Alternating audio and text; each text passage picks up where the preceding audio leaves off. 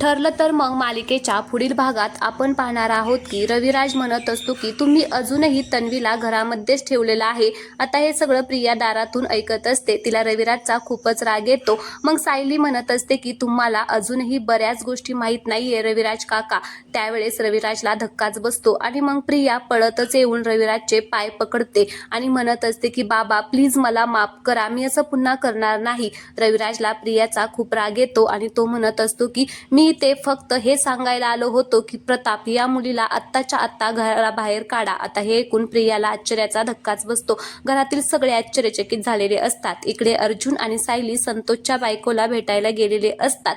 त्यावेळेस संतोषची बायको अर्जुनला म्हणत असते की माझ्या हृदयाचं ऑपरेशन करायचं होतं म्हणून त्यांनी हा आरोप स्वतःवरती घेतलेला आहे, त्यांनी खून केलेला नाहीये।